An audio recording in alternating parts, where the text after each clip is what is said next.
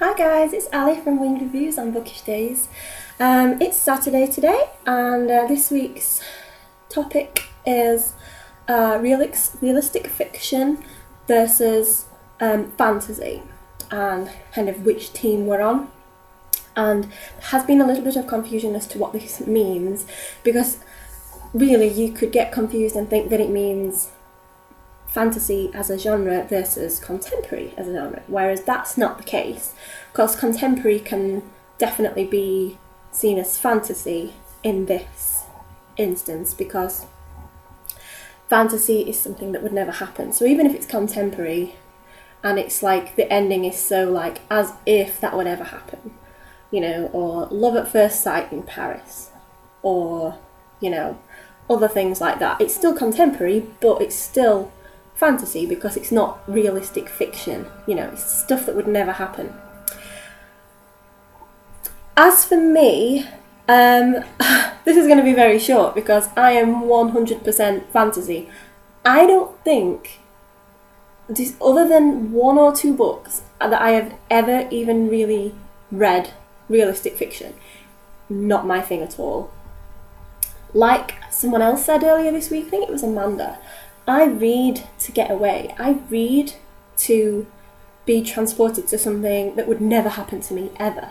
Even if it's something contemporary, you know, so that it doesn't involve any supernatural creatures, but it's something that would never happen to me and it's not very realistic.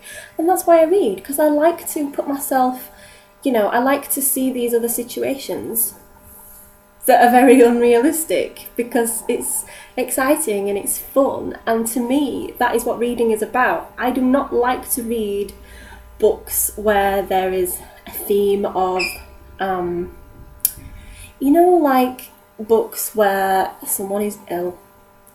I know it's awful, but I don't like to read about that. I don't like to read books about crimes. I have read 2 or 3 because I've tried and I didn't like them. I just feel like it's watching the news. I find it really boring, and it takes me ages to get through one because I just get so bored.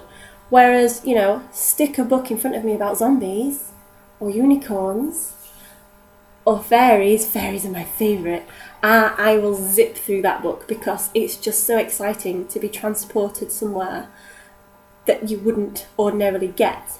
Even like the couple, I don't read a lot of contemporary even, but of the contemporary that I've read, it's all very like, woo, you know, like Anna and the French Kiss. It's like as if you're ever going to find someone like Etienne St. Clair at a French boarding school who just falls in love with you instantly. It's so fantasy, but it's contemporary. So even that is like being transported into something different. It's never going to happen to you. Not very often anyway. So yeah, there's no point in even getting books down from my bookshelf to say, this is fantasy, this is realistic, because they ain't. Don't own any realistic fiction.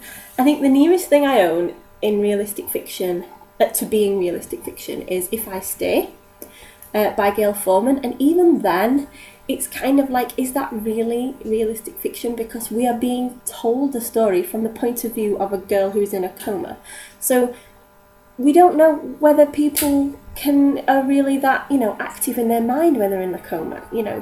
So it's still very borderline, not really that realistic, although what's happening outside of her being in the coma can be classed as realistic. So I think that's the nearest thing I've got to realistic fiction. I like my vampires, I love my fairies, I like my urban fantasy young adult series like Immortal Instruments, The Infernal Devices. I like a couple of adult series in urban fantasy, like the Fever series by Karen Marie Moning, and I started the Cassie Palmer books. I even started the Kate Daniels series. I didn't love the first one, but I will read the rest because I've heard they're excellent.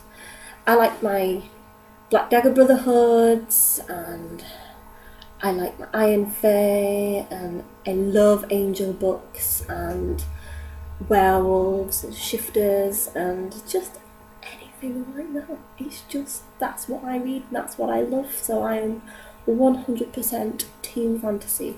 And you can't forget the original fantasy, the high fantasy, shut up, the traditional fantasy books like the Trudy Canavan and your Lord of the Rings, Maria V. Snyder, all that kind of thing, because they're just epic. I absolutely love epic fantasy, and I just got some new epic fantasy this week in the post. I was going to show you then, but I'll not bother because I need to do a book haul on my channel anyway. So yes, I'm definitely a fantasy girl, and that's all I have to say today. That is my team. So I'm going to get going, and don't forget, as we all keep saying, if you do want to do the Friday spot on Bookish Days, or if you want to take the temporary Thursday spot for Richard while he has a break, then go to Bunny's channel and leave a video response on there with your audition, and we'll all be watching the audition videos and choosing who we want for the 2 spots. So yeah, there we go. Thank you very much for watching. Bye.